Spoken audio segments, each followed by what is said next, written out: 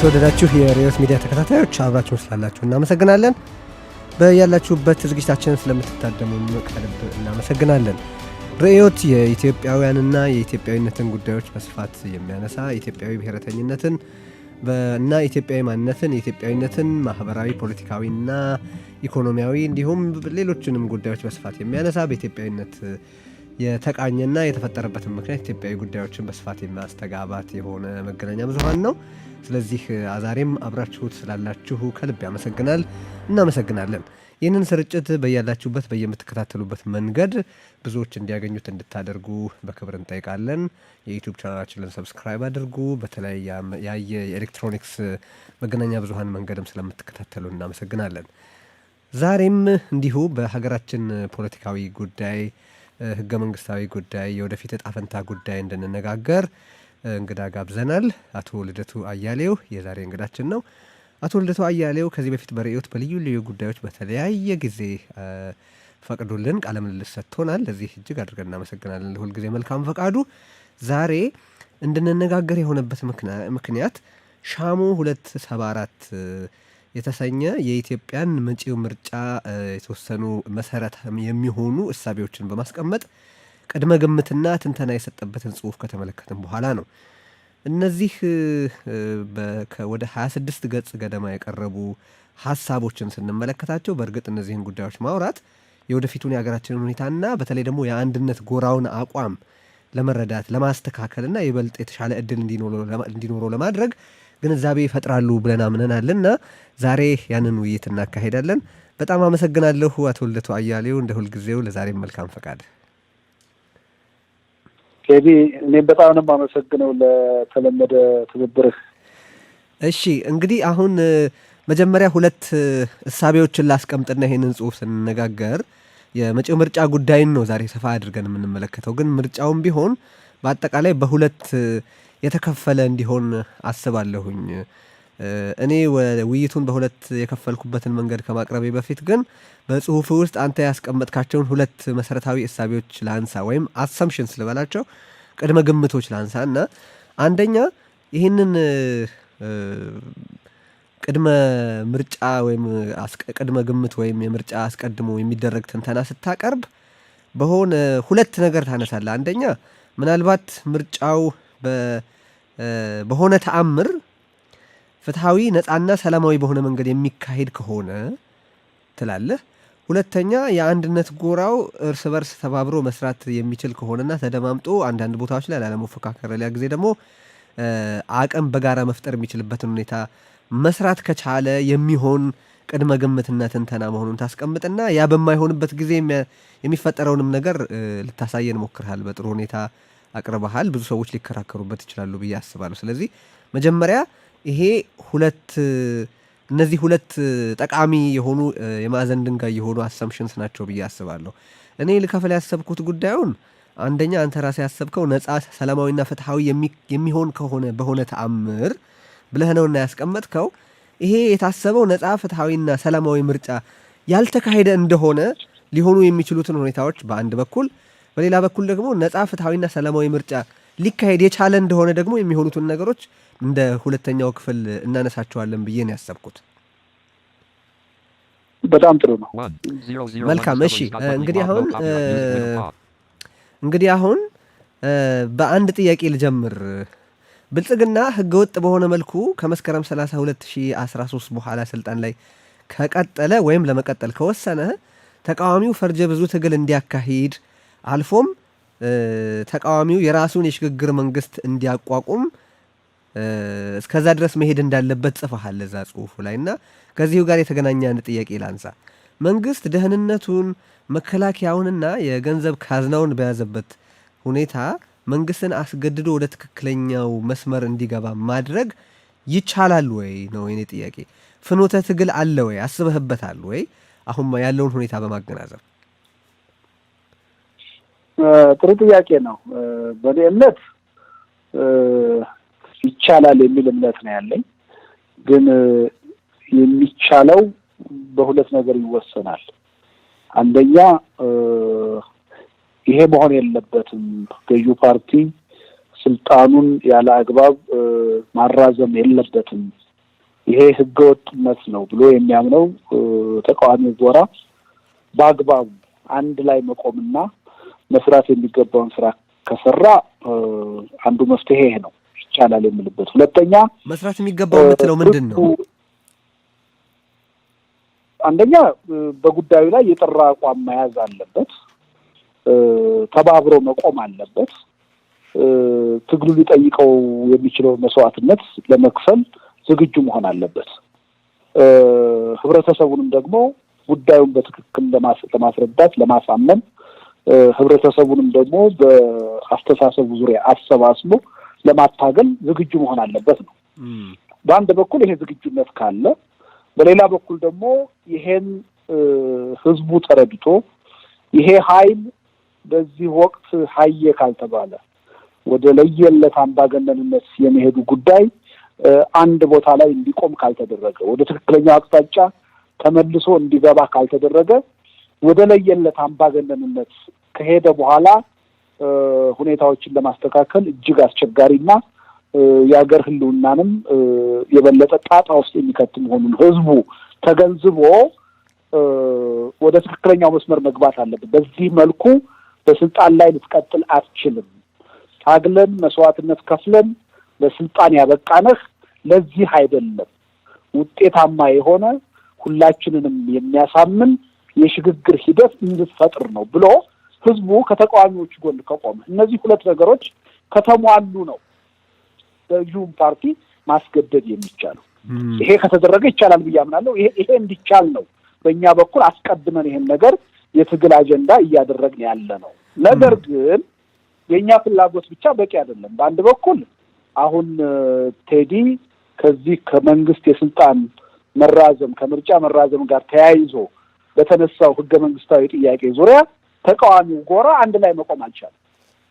በጣም በሚያሳዝን ሁኔታ ትናንት የህገ መንግስቱ ተቃዋሚ የነበሩ ሰዎች ህገ መንግስቱ መሻሻል አለበት መቀየር አለበት ይሉ የነበሩ ሰዎች ኢትዮጵያ ውስጥ መምጣት ያለበት የስርዓት ለውጥ ነው ብለው ሲታገሉ የነበሩ ሰዎችና ድርጅቶች ሳይቀሩ ብልጽግና የሚባለው ፓርቲ ያሻግረን በህገ መንግስቱ መሰረት ስልጣኑን ያራዝም የሚል አቋም የያዙበት ሁኔታ እሱን እንመለስበታለን።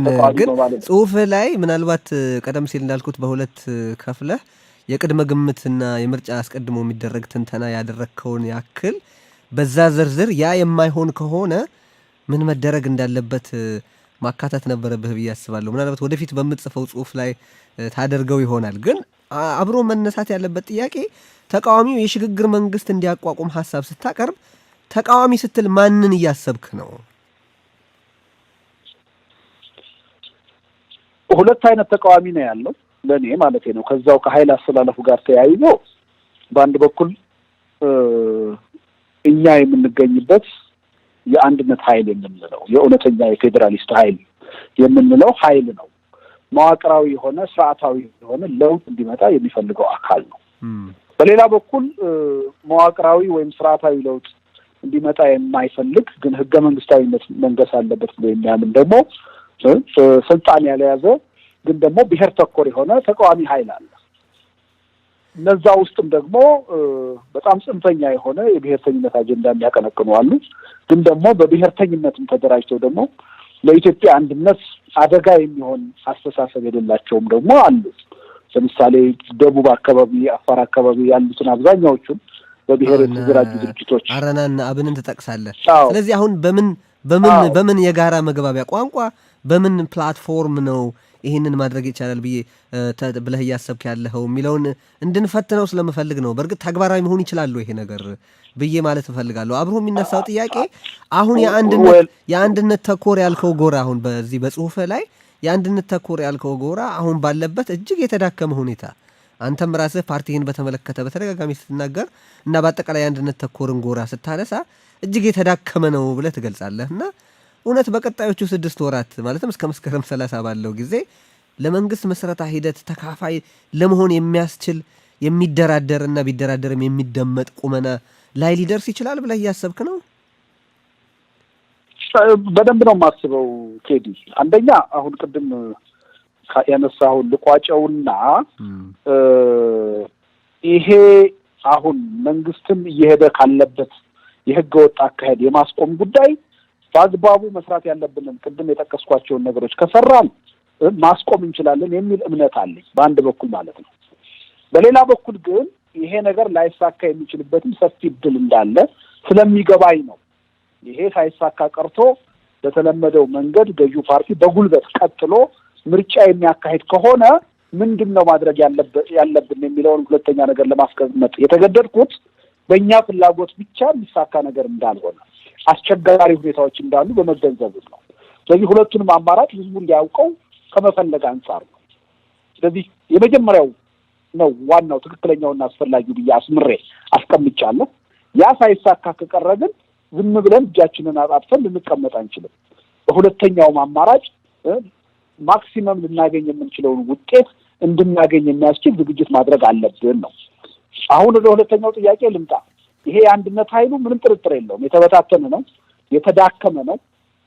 ከብሔር ተኮሩ ኃይል በጣም በብዙ ርቀት የተዳከመ ኃይል ነው። ይሄ ጥያቄ ውስጥ የሚገባ አይደለም። ይሄን ትንታኔም ለመስራት ያስገደደኝ አንዱ ነገር ይሄ ኃይል የሚሰራውን የሚያውቅ ስላልሆነ በጣም የተዳከመ ስለሆነ የሀገሪቱ ዕጣ ፈንታ በዚህ ከቀጠለ ችግር ውስጥ እንደሚገባ ከመገንዘብና ከመጨነቅ በመነጨ ነው ወደዚህ አይነት የሰበብ ዝግጅት የገባው።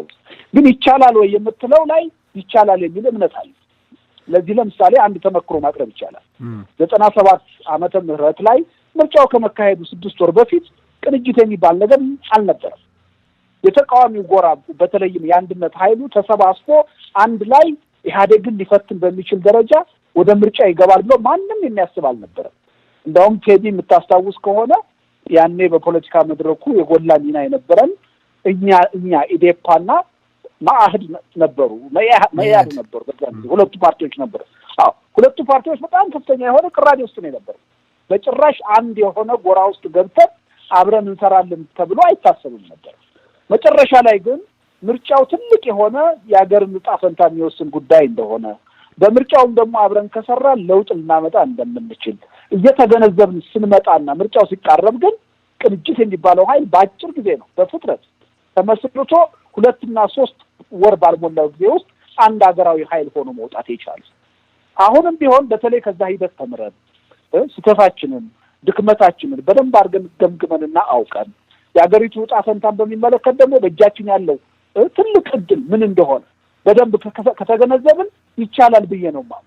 እንደውም አሁን በኮሮና ቫይረስ ምክንያት ምርጫው መቼ እንደሚካሄድም አይታወቅም። ለረጅም ጊዜ ሊዘገይ ይችላል ራሱ የሚካሄድበት ጊዜ። እሺ፣ ስለዚህ በዛ ጊዜ ውስጥ የፖለቲካ የኃይል አስተላለፉን በደንብ ተረድተን የአንድነት ኃይሉ መሸነፍ ማለት በሀገሪቱ የወደፊት ዕጣ ፈንታ ላይ ምን ሊያስከትል እንደሚችል ከተገነዘብን ይሄን ማድረግ ይቻላል የሚል እምነት ነው ያለው። እሺ፣ በጽሁፍ ላይ በሶስት ትከፍላቸዋለህ ጎራዎቹን። አስተሳሰቡ በአጠቃላይ በኢትዮጵያ ውስጥ ያለው አስተሳሰብ አንድነት ተኮርና ብሔር ተኮር ተብሎ መከፈል ቢችልም የፖለቲካ አሰላለፉ ግን 3 እንዲሆን ያደረገ አንድ አቋሙን በግልጥ ማሳየት ያልፈለገ ብልጽግና ተኮር ተብሎ ሊገለጥ የሚችል ጎራ ስላለ የአንድነት ጎራ በአንድ በኩል፣ ብሔር ተኮር ጎራ በሌላ በኩል፣ ብልጽግና ተኮር ደግሞ የሚባለው ጎራ በሶስተኝነት በኢትዮጵያ ፖለቲካ ውስጥ እንደ አንድ ሶስተኛ ጎራ ሊጠቀስ ይችላል የሚል ሐሳብ ታነሳለህ። ብልጽግና ተኮር ያልከውን ጎራ በተመለከተ ነው ማንሳት የፈለግኩት ጥያቄንና ይህ ጎራ ታማኝነቱ ለብሔር ተኮር ወይም ለአገር አንድነት ተኮር ጎራ ይሁን አይሁን የሚታወቅ ነገር የለም የሚል ሐሳብም ጭምር ታነሳለህና እሱን ስትል ግር ይለኛል። ብዙ ጊዜ ብልጽግና ከአደናጋሪ የህዝብ ግንኙነት ስራው በቀር አቋሞቹን በተናጠል ብናይ የዘውግ ፓርቲ መሆኑ ለምን ያጠራጥራል? ስለ ህገ መንግስት የሚያስበውን፣ ስለ ፌዴራሊዝም፣ ስለ ሀገር ባለቤትነት፣ ስለ አዲስ አበባ፣ ስለ ኢትዮጵያ ታሪክ ወዘተረፈ ያለው አቋም በተግባር እያሳየ ያለውም ነገር ያን ያህል አደናጋሪ ነው ወይ? እንግዲህ ቴዲ መሰረታዊ ጥያቄ ነው ያነሳው። ይሄ ኃይል ሆን ብሎ አቋም ላለመያዝ የወሰነ ኃይል ነው ማለት በአስተሳሰብ ደረጃ በርዕዮት ደረጃ አጠቃላይ ስትራቴጂውን የወደፊት አቅጣጫውን በሚመለከት በግልጽ አቋሙን ሆን ብሎ ላለማስፈር የፈለገ ኃይል ነው። እንደውም ጠቅላይ ሚኒስትሩ ቅርብ ጊዜ ታስታውስ ከሆነ ሚሌኒየም አዳራሽ ላይ ባደረጉት ንግግር ለባለ ሀብቶች እኛ ቻይና ከ30 ዓመት በፊት እንደነበረችው ሁኔታ የምንከተለውን አይዲዮሎጂ በግልጽ መናገር አንፈልግም ብለው ነው ጠቅላይ ሚኒስትሩ የተናገሩት። ይሄ ለምን ሆነ? ያለማወቅ ነው ወይስ ሆን ተብሎ ነው የሚለውን ከጠየቀኝ ሆን ተብሎ ነው። ቆይ ወደሱ ከመሄዳችን በፊት አቋማቸውን ግን እየገለጡ አይደለም ወይ? ይሄንን ማጋለጥ የመገናኛ ብዙሃኑና የአንድነት ጎራው ኃላፊነት ሆኖ ሳለ ያንን ባለመወጣት ካልሆነ በስተቀር ለምሳሌ ህገ መንግስቱ በፍጹም እንዳይነካ አቋም ይዘው እየተከራከሩ ነው። ህገ መንግስቱን መንካት የሚፈልግ ሰው ላይ እርምጃ ወስዳለሁ እያሉ ነው። ፌዴራሊዝሙ በተመለከተ ምንም ለውጥ አይኖርም፣ ይሄ ፌዴራሊዝም በብዙ ትግል የመጣ ነው እያሉ ነው። ብልጽግና ከሆኑ በኋላ የወሰዱትን አቋም ነው እየጠቀስኩ ያለሁት እና ይሄንን ህዝቡ እንዲያይ ባለማድረግ ምክንያት የተፈጠረ ብዥታ ካልሆነ በስተቀር ብልጽግና አቋሙን አልገለጠም ማለት ይቻላል ወይ? ነገሩን በሁለት ከፍለን ነው ቴዲ። አሁን ኢትዮጵያ ውስጥ ያለውን የኃይል አስተላለፍ ስናይ ህብረተሰቡ እንዴት ነው እያያቸው ያለው የሚለውን በአንድ በኩል አንተ ደግሞ እንዴት ነው እያያቸው ያለው ካልከኝ መጨረሻ ላይ ሄደህ መልሱን የምታገኘው ይመስለኛል። አሁን ምናልባት ወደ ኋላ ትመጣበታለህ ብዬ እኔን እንዴት ነው የምታያቸው ብትለኝ አስቀምጠዋል። ግን እንደውም ግርታው ከምን መነጨ የሚለውን እንድናወራ ፈልጋለሁ። ልጨርስልህ። የኃይል አስተላለፍን ስናወራ ግን ህብረተሰቡ ውስጥ አሁን የተሰጣቸው ቦታ ምንድን ነው? እኔ በግልጽ ባለኝ መረጃ ባለኝ ክትትል በተለይ እንደዚህ አይነቱን ሰነድ ለመስራት የራሴን ጥናት አካሂጃለሁ፣ አሰስመንት አካሂጃለሁ። አሁን ብዙ ቦታ ብትሄድ ለምሳሌ ብሔር ተኮር የሆነ እንቅስቃሴ ያለበት አካባቢ ብትሄድ የብልጽግና ፓርቲ እንደ አሃዳዊ ኃይል ነው እየተቆጠረ ያለው፣ እንደ የድሮ ስርዓት አስቀጣይ። አንዳንዶቹ እንደውም ኤክስትሪምሊ ሄደው የንጉሱ ስርዓት አስቀጣይ እንደሆነ አድርገው ነው የሚቆጥሩ። አንዳንዶቹ ደግሞ ፍጹም የሆነ አሃዳዊ ስርዓት ሊያመጣ እየሰራ ያለ ኃይል እንደሆነ አድርገው ነው እየሳሉት ያሉት። የፖለቲካ ጨዋታ አይደለም ወይ ነው ማለት ስለሆነ አይደለም። መቼስ አንተም አስቀምጠዋል የፖለቲካ ጨዋታ። አሁን እኮ እየነገርኩ ያሉት ህብረተሰቡ እንዴት ይረዳዋል ነው። መሬት ላይ ያለውን የፖለቲካ ኃይል አስተላለፍ ለመረዳት ነው እየሞከርን ያለነው። የኔን በቀጥታ ከጠየቅከኝ ያው መደምደሚያ ላይ ያስቀመጥኩትን መልስ ስለምሰጥህ ቸኩለን ወደዛ እንዳልሄድ ፈልጌ ነው። ልክ ነው። መጨረሻ ላይ ያስቀመጥኩትን ያለ ምክንያት አለ። ጥያቄን ግልጽ አድርገውና ብልጽግና አቋሙን ስላልገለጠ ነው ወይስ የህዝብ ግንኙነት ስራውን በተመለከተ ካውንተር የሚያደርግ ተቃዋሚ ኃይል በመስነፉ ምክንያት ነው የሚለውን ማለቴ ነው እንጂ አንተን መረዳት ጠቅሰዋል። በጣም ጥሩ ነገር ነው ያስቀመጥኩት። ሁለት ነገር ነው። አንደኛ በጣም በረቀቀ ሁኔታ አሳሳች የሆነ ስልት እየተጠቀመ ነው ያለው። ለምሳሌ ሚሊኒየም አዳራሽ ሲሆን የሚናገረው ሌላ ነው፣ ጎንደር ሲሆን የሚናገረው ሌላ ነው፣ ሐረር ሲሆን የሚናገረው ሌላ ነው፣ አምቦ ሲሆን የሚናገረው ሌላ ነው፣ ባሌ ሲሄድ ደግሞ የሚናገረው ሌላ ነው፣ ዋሽንግተን ሲመጣ የሚናገረው ሌላ ነው፣ ሚኔሶታ ሲሄድ የሚናገረው ሌላ ነው። በአንድ በኩል ሆን ብሎ ዲዛይን አድርጎ አንድ አይነት አስተሳሰብ ውስጥ ሌብል እንዳይደረግ እየሰራ ነው። የኃይል አስተላለፉን ለይቶ አይቶ አንዱ ላይ የመውደቅ ፍላጎት አለ። ገና ወዴት ነው ባዘነብል የሚሻለኝ በስልጣን ላይ ለመቀጠል የሚያመቸኝ የሚል የማድባት ስራ እየሰራ ነው። በሌላ በኩል ደግሞ አንተ እንዳልከው ይሄን ስልቱን በአግባቡ ተገንዝቦ ለህብረተሰቡ በበቂ ሁኔታ የሚያስረዳና የሚያሳምን አካል የለም። አንዳንዱ አብዛኛው ኮሚዲያ ሙልጭ ብሎ የዚህ አስተሳሰብ ደጋፊ ሆኖ ነው የምናየው ነው። ለኔ አይነቱ ሰው ወይም ለአንተ አይነቱ ሰው ጠቅላይ ሚኒስትሩ ባሌ ሄደው የተናገሩትን ንግግር ብቻ በማየት ምን አይነት ሰው እንደሆኑ አውቆ ይጨርሳል። በቃ ምንም ሌላ ተጨማሪ የሆነ ማሳማኛ ላይፈልግ ይችላል። ህብረተሰቡ ውስጥ አሁን ያለውን ግንዛቤ ካየን ግን ቀላል የማትላቸው ሰዎች በህብረተሰቡ ውስጥ ጥሩ ስም ያላቸው የዩኒቨርሲቲ ፕሮፌሰር የሆኑ በኢትዮጵያ ታሪክ በሰብአዊ መብት በምናምን በታጋይነት ይታወቃሉ የሚባሉ ሰዎች ይሄን ስርዓት አሁን በስልጣን ላይ ያለውን ስርዓት ከመቼውም ጊዜ በላይ የኢትዮጵያ ወዳጅ የኢትዮጵያ አንድነት መድህን አድርገው ለህብረተሰብ እየገለጹ ያሉ አንድ። በዚህ ምክንያት ህብረተሰቡ ውዥንብር ውስጥ ነው ያለው።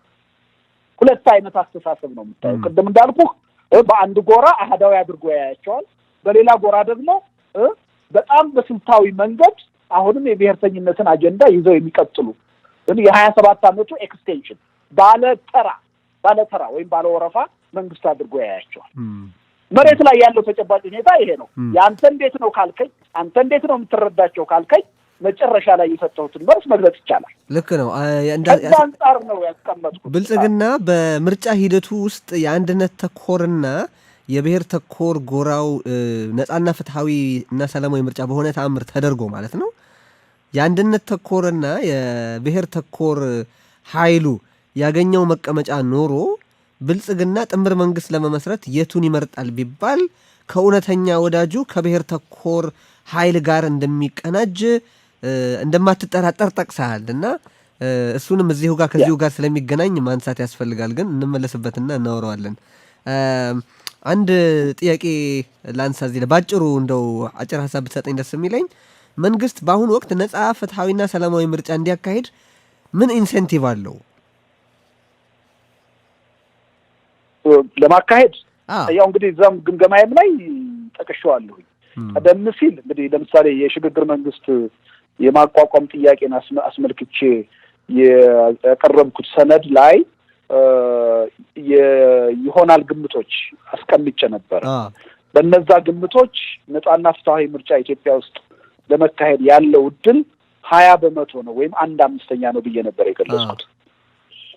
ከቅርብ ጊዜ ወዲህ ግን በተለይ የኮሮና ቫይረስ ሀገራችን ከገባ በኋላ እሱን ተጠቅሞ የስልጣን ማደላደሉን ለማጠናከር እየተሰሩ ያሉትን ስራዎች ካየው በኋላ ግን ኦልሞስት ይሄ እድል ከ20% ወደ 0 ተጠግቷል። ነፃና ፍትሃዊ ምርጫ ኢትዮጵያ ውስጥ ይካሄዳል ብዬ አሁን በፍጹም አልገምትም። በቁጥር ላስቀምጠው የሚችል ግምት የለኝም። ይሄን ሰነዱ ላይ በግልጽ አስቀምጫለሁ እና ግምገማውም የተሰጠውና ይሄ የቅድመ ትንበያውም የተቀመጠው በሆነ ተአምራዊ ምክንያት ነው የሚለው። በሆነ ተአምራዊ ምክንያት ነፃና ፍትሃዊ ምርጫ ቢካሄድ ግን በምርጫው ማን ምን ያሸንፋል ነው ግምገማው። መልካም እንግዲህ ለዚህ ነው መጀመሪያ መግቢያ ላይ ምርጫው ላይ ይካሄድ በሰላማዊ ፍትሃዊና ነፃ በሆነ መንገድ የማይካሄድበት እድል በጣም ሰፊ ነው ብለህ ሰላመንክ።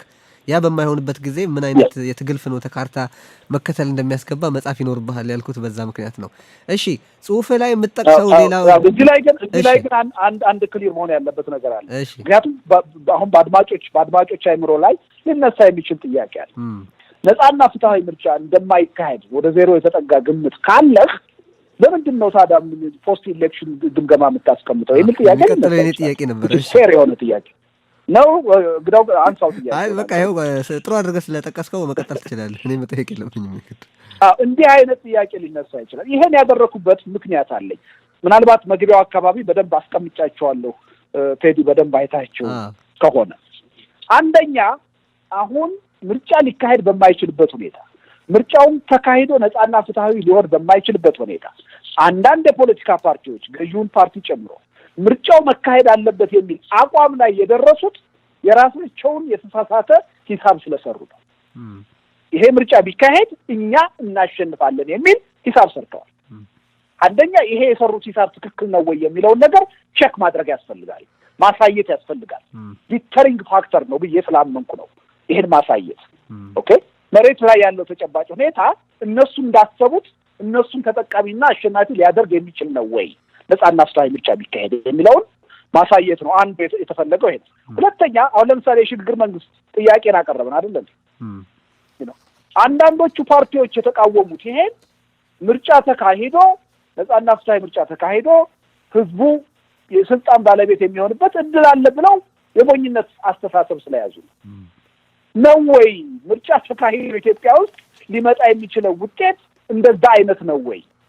ይሄን ለማሳየት ህዝቡ የህብረተሰቡ ክፍል ራሱ ህዝቡ አሁን ያለውን የፖለቲካ ቀውስ ያይና ከዚህ ቀውስ የምንወጣው ምርጫ ተካሂዶ የራሳችንን መንግስት መርጠን ብንገላደል ነው ብሎ ያስባል። ነው ወይ እውነት ምርጫ ኢትዮጵያ ውስጥ ቢካሄድ በቀላሉ የህዝብ መንግስት ለማቋቋም ይቻላል ወይ? አሁን የሚመጣው ውጤት አንድን ፓርቲ አሸናፊ ሊያደርግ ነው የሚችል ነው ወይ?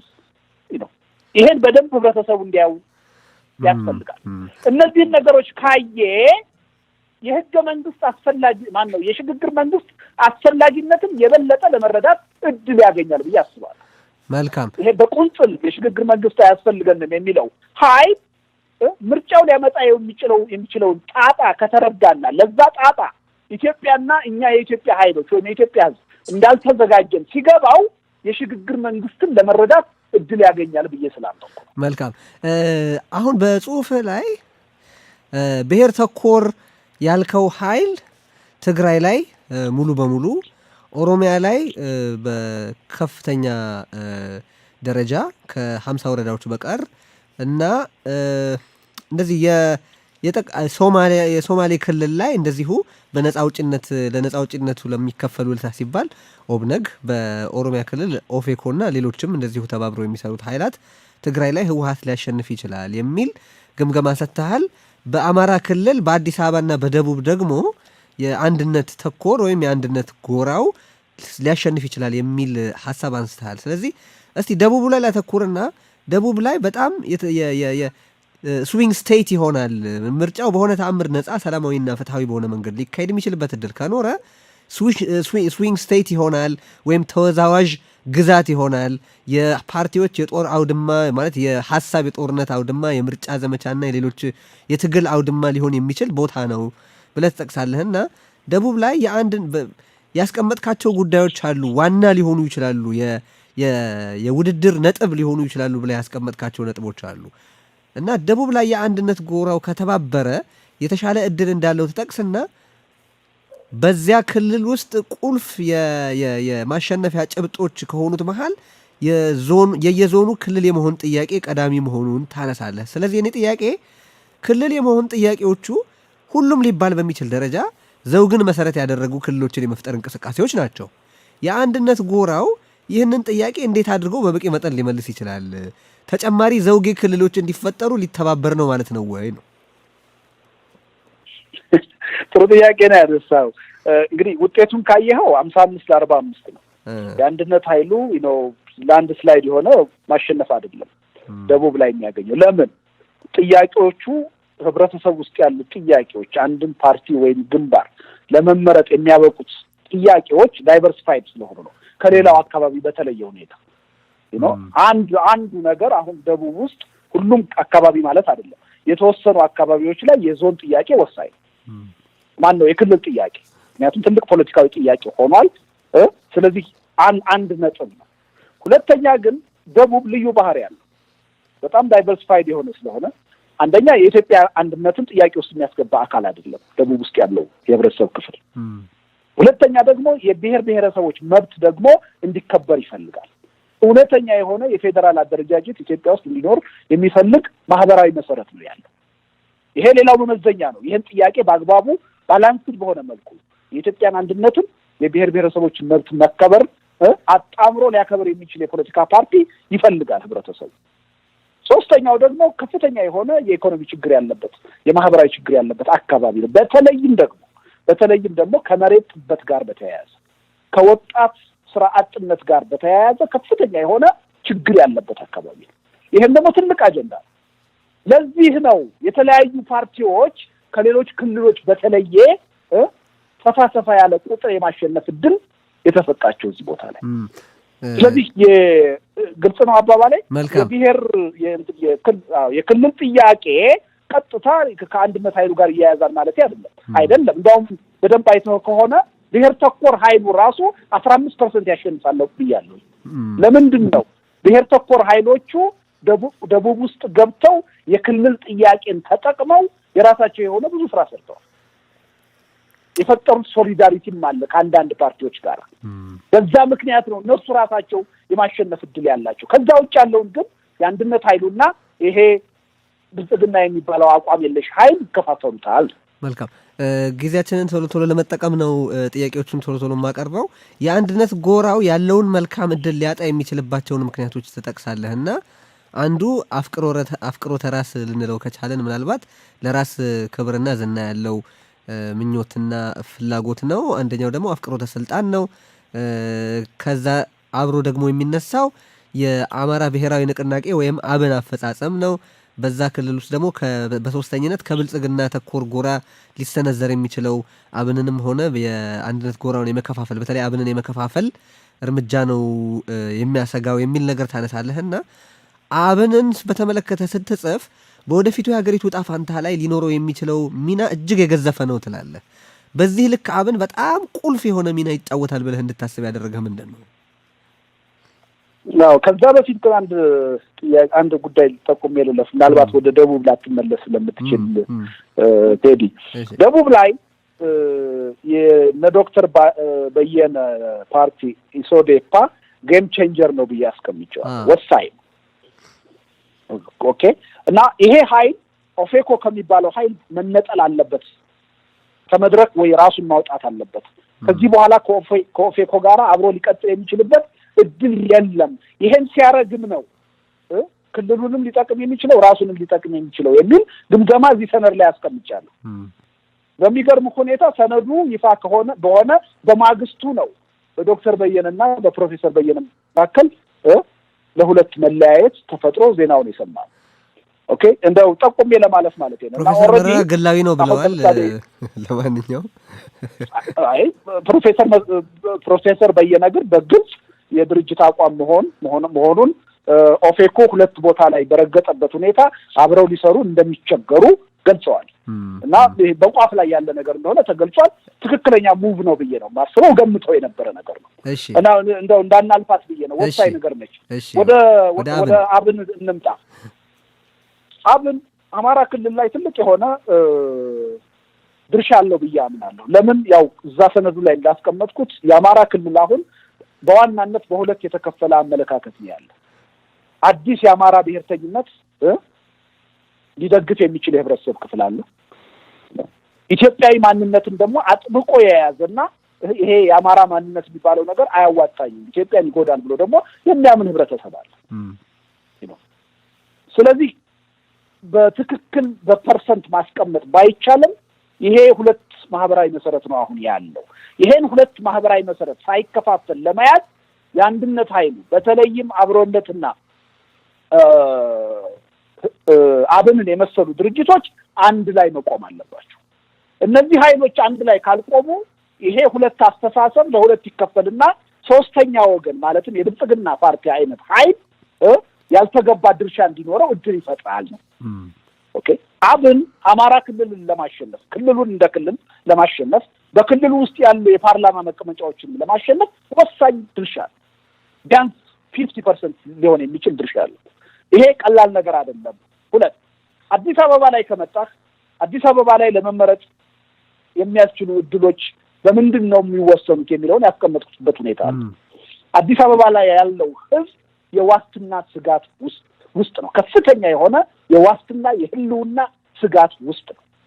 ማለትም አዲስ አበባ የኦሮሚያ ናት የሚለው ጥያቄ የአዲስ አበባ ነዋሪ ሀብት ንብረቱን አዲስ አበባ ያፈሰሰውን እጣ ፈንታውን አዲስ አበባ ላይ የመሰረተውን ህዝብ ከፍተኛ የሆነ ስጋት ውስጥ ከቶታል። አንዱ እዚህ ላይ ወሳኝ ሚና የሚኖረው በብሔረሰብ ተዋጽኦ ከፍ ያለ ቁጥር ያለው ህብረተሰብ ወሳኝ። ለምሳሌ የአማራውን ህብረተሰብ ካየን አዲስ አበባ ውስጥ በጣም የማይናቅ ከፍተኛ ቁጥር አለ። ያ ቁጥር ደግሞ የግድ ከ50% በላይ መሆን የለበትም። 35ም 40% ሆኖ ምርጫውን በማሸነፍ ረገድ ያው ከምርጫ ህጉ ጋር ተያይዞ ወሳኝ ድርሻ አለው። ስለዚህ ይሄ የብሔር ተኮር እንቅስቃሴ አማራ ክልል ብቻ ሳይሆን አዲስ አበባ ውስጥ ያለው አማራ ህዝብ ላይ አለ።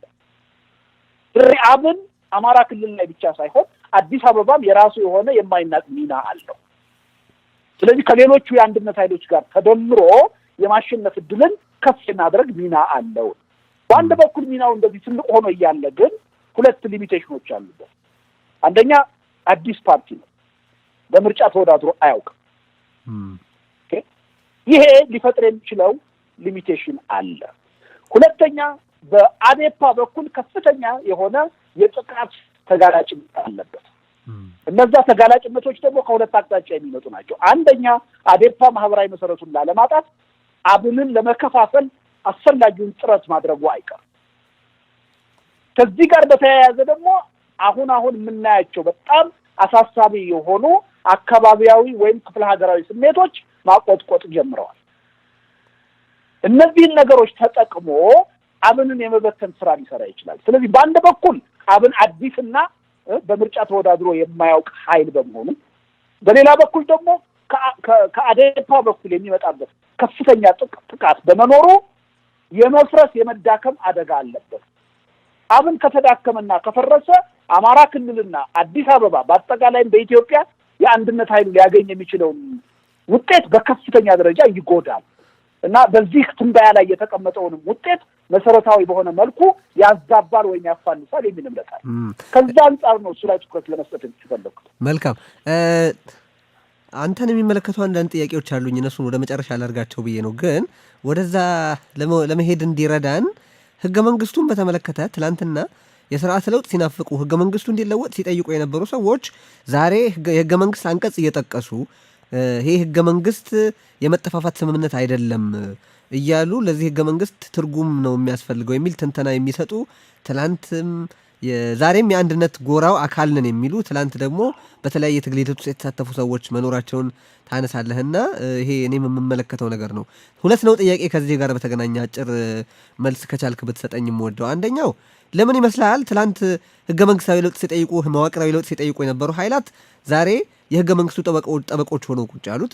ሁለተኛ የእናንተስ ፓርቲ እንደ ፓርቲ እና አንተም በግል ደግሞ ራስህ በበቂ መጠን አሁን ባለው ዲስኮርስ ውስጥ ህገ መንግስቱ ችግር ነው የሚለውን ሀሳብ በማስተጋባት ረገድ የሚገባህን ሚና የተጫወታችሁ ይመስላችኋል ወይ? ወይም ከሁለተኛው ልነሳ ቴዲ። እኛ ምናልባት እንግዲህ በየዩቲዩቡ ላይ በየቴሌቪዥኑ ሬዲዮኑ ላይ የምንሰጣቸውን ሀሳብ እንግዲህ አድማጮችም አንተ የምትከታተል ይመስለኛል። ህገ መንግስቱ የችግሩ አካል ነው። ይሄ ህገ መንግስት ካልተሻሻለ በስተቀር ኢትዮጵያ ወደፊት ህልውና ተጠብቆ ልትቀጥል አትችልም። ወደፊት ምርጫ መቼ ይካሄድ፣ የሽግግር መንግስት ይቋቋም አይቋቋም የሚለው ጥያቄ ሲነሳም የችግሩ አካል የሆነው ህገ መንግስት ለመፍትሄ ፍለጋችን እንቅፋት ሆኖ ከፊታችን መቆም የለበትም። ህገ መንግስቱ ለኢትዮጵያ የሚያዋጣና የሚጠቅም ቢሆን ኖሮ 27 ዓመት ሙሉ ችግራችንን ሊፈታ ነበር። ህገ መንግስቱ የችግሩ አካል ነው። አሁን የተፈጠረው የፖለቲካ ቀውስና አገራዊ ችግር የህገ መንግስቱ ውጤት ነው የሚለውን ነገር እኛ በተደጋጋሚ በተለያየ ቦታ እያነሳን ነው ያለው። ግን ሁሉን አቀፍ የሆነ ምልከታ ይጠይቃል። አሁን ኢትዮጵያ ውስጥ ያለው ሁኔታ ስለ ህገ መንግስት ብቻ ብናወራ ነገሩ መፍትሄ ላያገኝ ይችላል። ተያያዥ የሆኑ ነገሮችን ከአፕሮች አንጻር በተለይ አብረን ማንሳት ያለብን ነገሮች ማንሳት አለብን። አንድ ጥያቄ ብቻ አይደለም ኢትዮጵያ ውስጥ አሁን መካሄድ ያለበት። ለምሳሌ እኔ 3 ነገሮች ላይ በደንብ አድርገን አርቲኩሌት ማድረግ አለብን ሀሳባችንን ብዬ አስባለሁ። ለምሳሌ በዚህ ህገ መንግስት የኢትዮጵያ ችግር ሊፈታ አይችልም። ይሄ ህገ መንግስት ከቀጠለ የኢትዮጵያ ችግር የበለጠ ተወሳስቦ ይቀጥላል። አንድ። ሁለተኛ ብልጽግና በሚባለው ፓርቲ ወይም በቀድሞው ኢህአዴግ ሊፈታ የሚችል ችግር የለም። ሁሉን አቀፍ የሆነ መፍትሄ መምጣት አለበት። 3 በምርጫ ሂደት ብቻ ሊፈታ የሚችል ችግር የለም። 5 ምርጫዎች በ27 ዓመት አካሂደናል። ያገኘነው ውጤት የለም። ችግራችን እየተባባሰ ነው የሄደው። አሁንም 6ኛ ምርጫ ብናካሄድ ችግራችን የበለጠ ይባባሳል እንጂ መፍትሄ አያገኝም። እነዚህን 3 ሁኔታዎች አያይዘን ማየት አለብን። የአንድ ኢሹ ፓርቲ ልንሆን አንችልም። ትክክል ነው። መሰረታዊ ጥያቄ ህገ መንግስቱ ነው። ለሁሉም ነገር መሰረት ስለሆነ የፖለቲካ ድርጅት አደረጃጀትን፣ የሀገር የፌዴራሊዝም አደረጃጀትን፣ የፓርቲዎች ብዙ ነገሮችን የወሰነው ህገ መንግስቱ ነው። ምንም ጥርጥር የለም። ግን ብዙ ነገሮችን አካተን ካላየን የአንድ ኢሹ ፓርቲ መሆን ብዙም ተገቢ ነው ብለን አናምንም። ብዙ ደግሞ የሚበረግግ ኃይል እንዳለ እናውቃለን።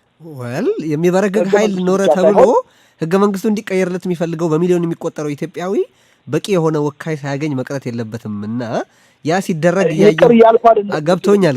ግን ያ ሲደረግ አሁን በተዋስኦ ውስጥ የበላይነት ይዞ የምመለከተው ህገ መንግስቱ መተርጎም ነው ያለበት፣ መሻሻል ነው ያለበት፣ በአስቸኳይ ጊዜ አዋጅ ነው መበተን ነው ያለበት፣ ፓርላማ ወዘተ የሚሉ መንግስት ፍሬም ባደረገው እና የዘውግ ፖለቲከኞቹ ተቀበለው በሚያስተጋቡት መንገድ ተወርሶ ነው የማየው እና ያ አሁን ያለው ዲስኮርስ የዘውግ ፖለቲከኞቹ ሴት ባደረጉት መሰረት የሚካሄድ ጨዋታ ነው ማለት ነው። ቴዲ እንደሱ የሚሉ ብዙ የፖለቲካ ፓርቲዎች እንዳሉ አምናለሁ። ትክክል ነው።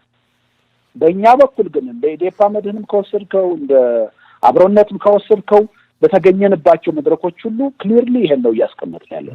ለምሳሌ አሁን የተፈጠረውን ክርክር ለምሳሌ ምርጫ አይካሄድ የሚለውን ነገር ከኮሮና ቫይረስ መምጣት በፊት በዋናነት አጀንዳ አድርገን ስንገፋበት የነበረው እኛ ነን። ሌሎቹ ሲከራከሩ የነበረው ህገ መንግስቱ አይፈቅድም ነው ሲሉ የነበረው። ኖ ህገ መንግስቱ መፍቀድ አለመፍቀድ በዚህ ጉዳይ ላይ አንድ ጥያቄ ተደርጎ ሊታይ የሚችል ጉዳይ አይደለም። ራሱ ህገ መንግስቱ የችግሩ አካል ነው። በህገ መንግስቱ ምክንያት ነው እዚህ ጣጣ ውስጥ የገባ ነው። ህገ መንግስቱ ራሱ መሻሻል አለበት።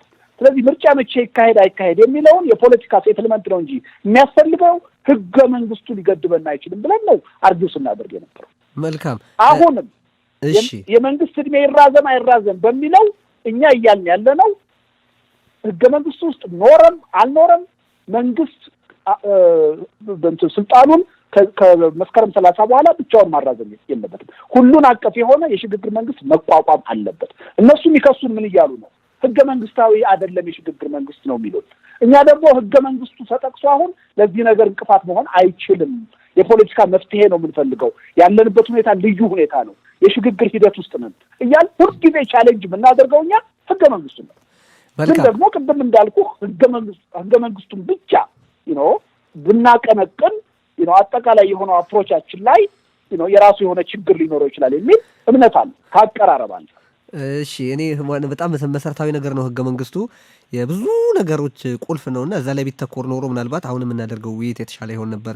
አገራዊ ውይይት ማለት ነው የተሻለ ይሆን ነበር ብዬ አስባለሁና ነው።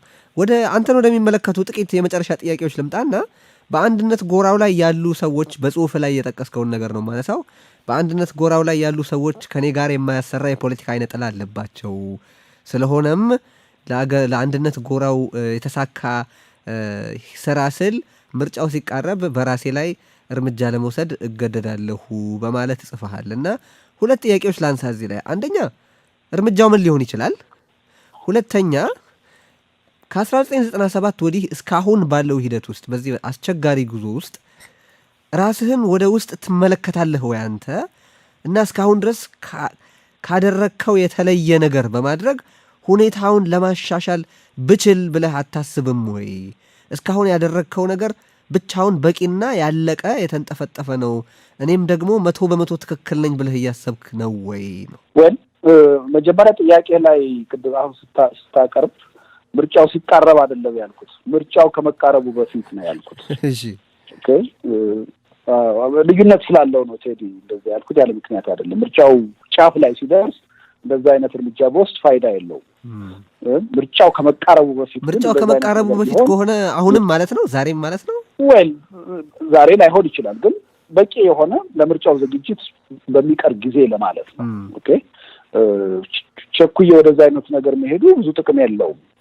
ለፓርቲዬም የራሴ አስተዋጽኦ ሊኖረኝ ስለሚችል እንደዛ አይነቶቹን አስተዋጽኦ ምክንያቱም ትግሉን ሸሽቼ ወይ በትግሉ ውስጥ አስተዋጽኦ ማድረግ ሳልፈልግ ቀርቼ ወይም በትግሉ ውስጥ ሊከፈል የሚችለውን መስዋዕትነት ላለመክፈል ፈልጌ አይደለም ወደዛ አይነት አስገዳጅ ሁኔታ የሚሄደው፣ በሌሎች ፍላጎት ነው።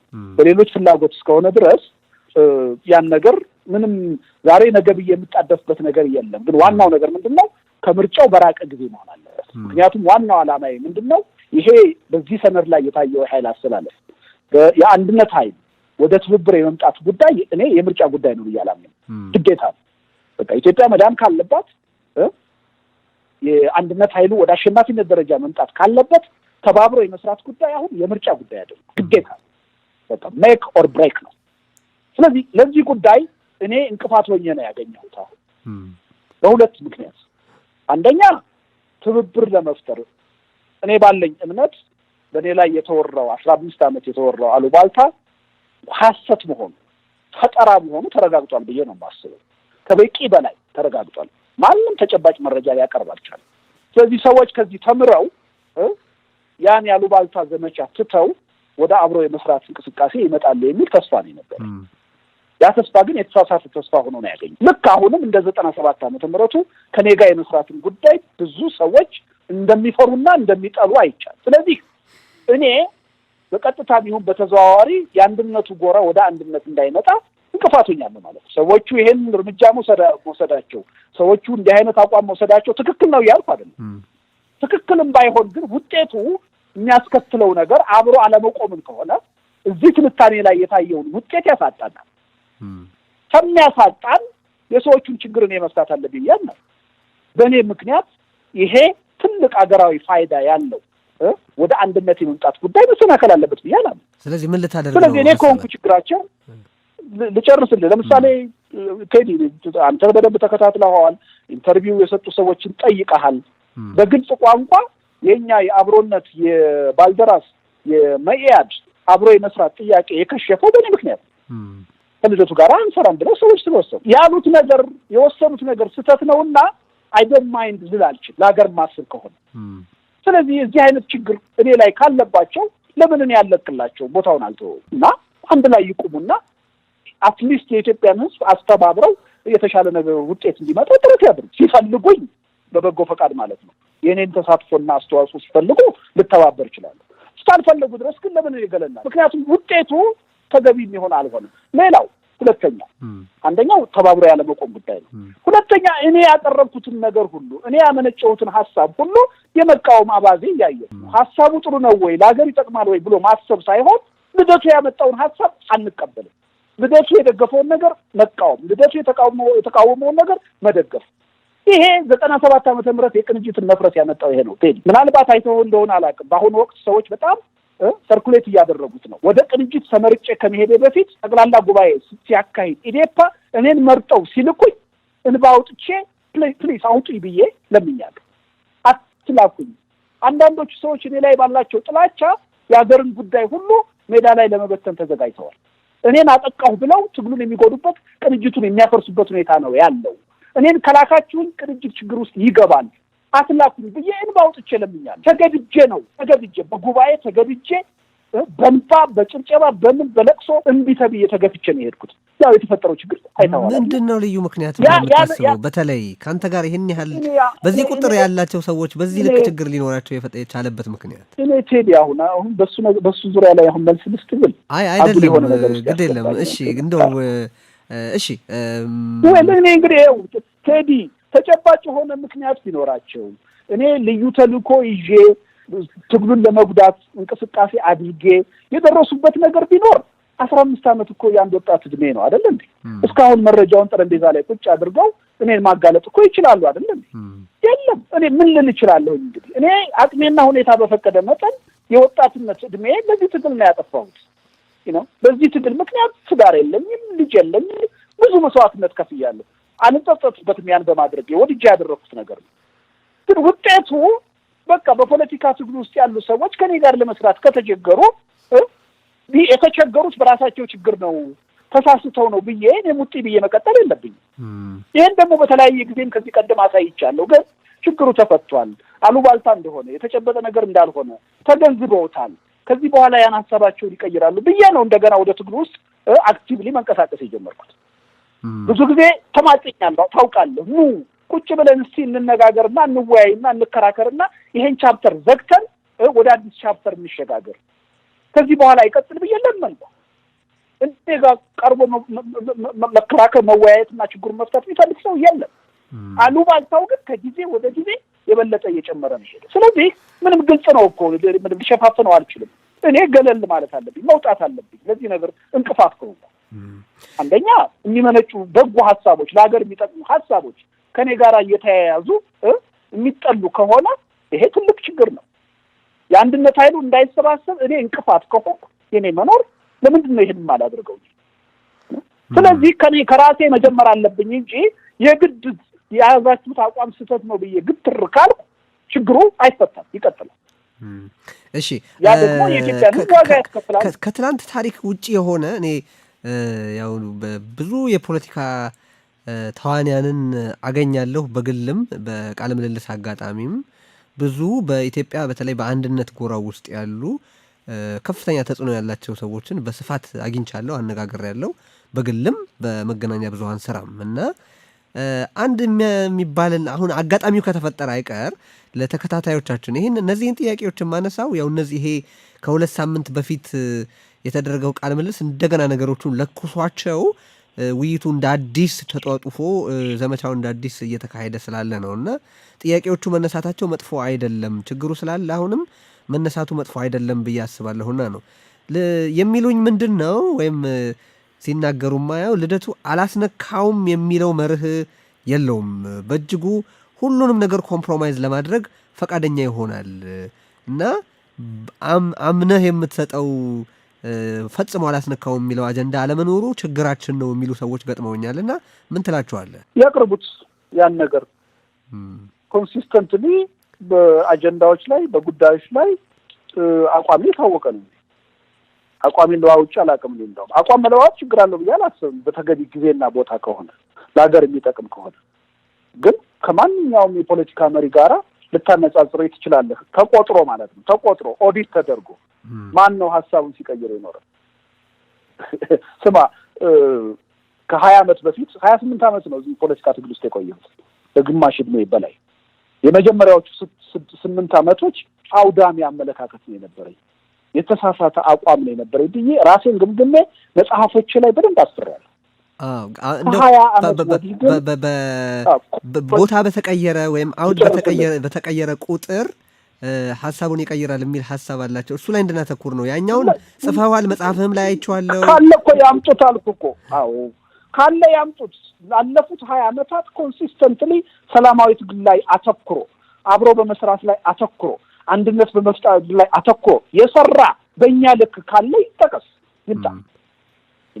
ሲመቻቸው ሰላማዊ ትግል፣ ሳይመቻቸው ትጥቅ ትግል እያሉ ነው ብዙዎቹ የኖሩ። ሲመቻቸው ሀገር ውስጥ፣ ሳይመቻቸው ስደት እያሉ ነው የኖሩት።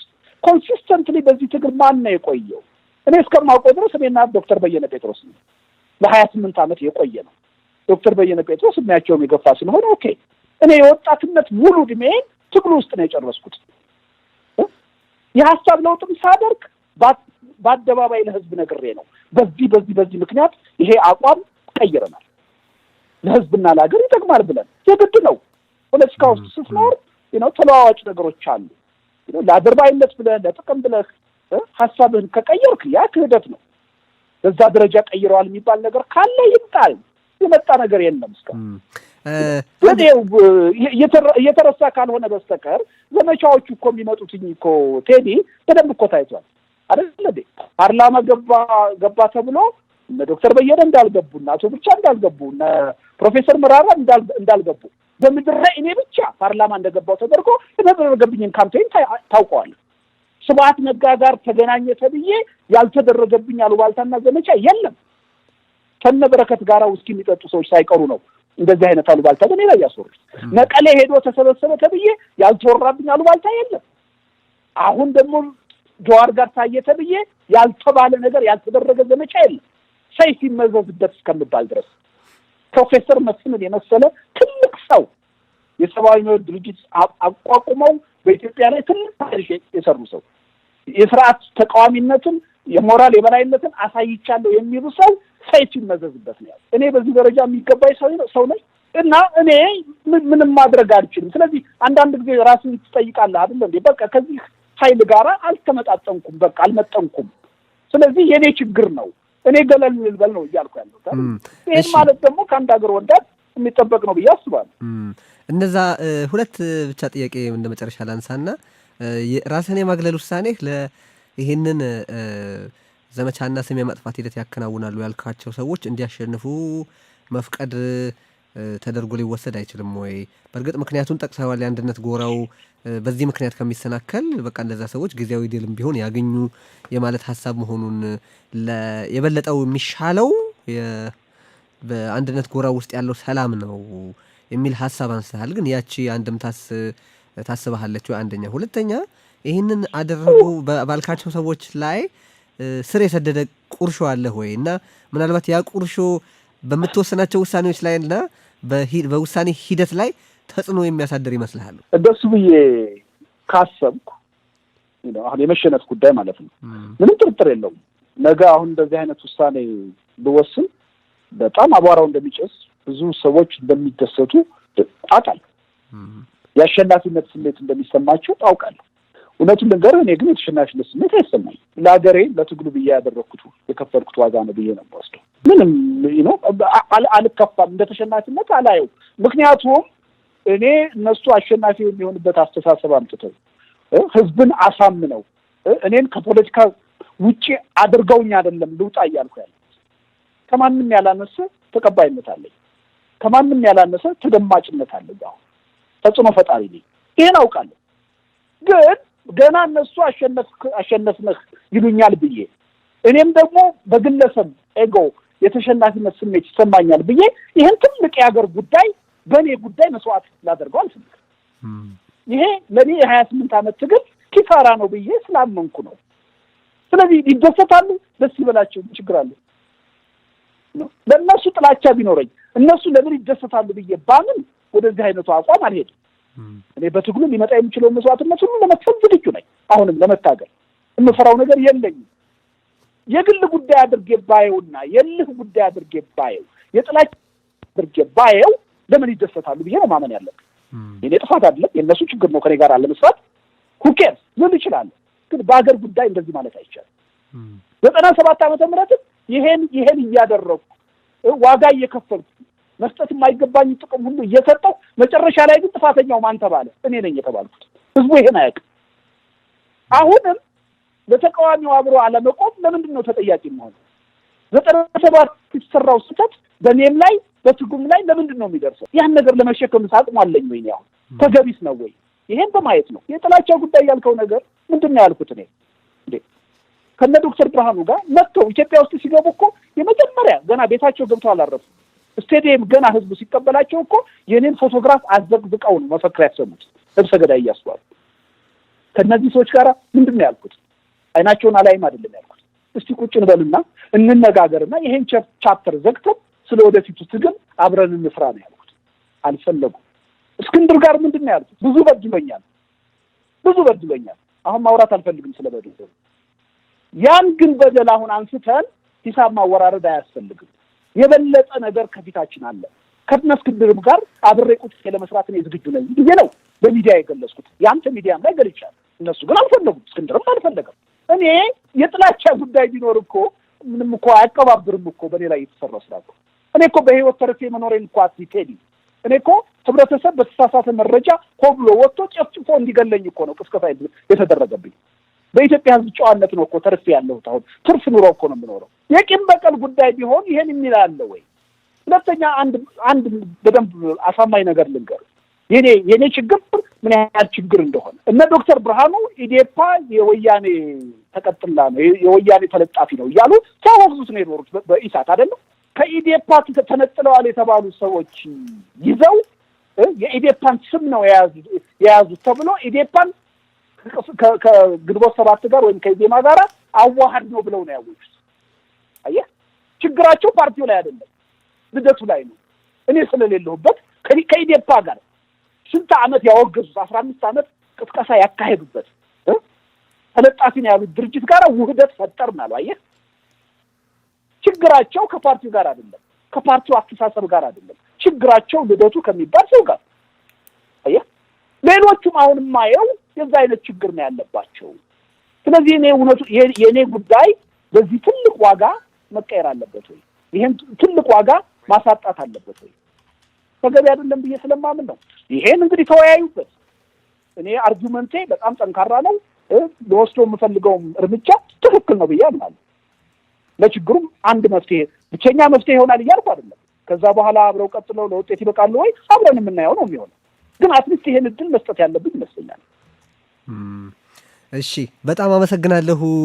እንግዲህ ሀሳቡን ይሄ ሻሞ 274 የተሰኘውን መጽሐፍ ሰዎች እንዲያነቡት ጥቁምታ ሰጣለሁ።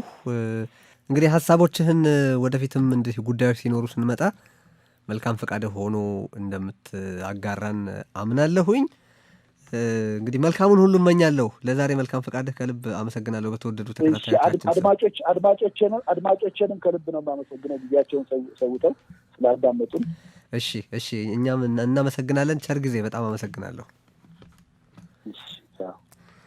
ክቡራትና ክቡራን ከአቶ ልደቱ አያሌው ጋር መጪውን ምርጫ ማን የት እንዴት ያሸንፋል የሚለውን ርዕሰ ጉዳይ ተመርኩዘን ከዛም ባሻገር ደግሞ ተሻጋሪ ሌሎች ጉዳዮችንም አንስተን ተነጋግረናል።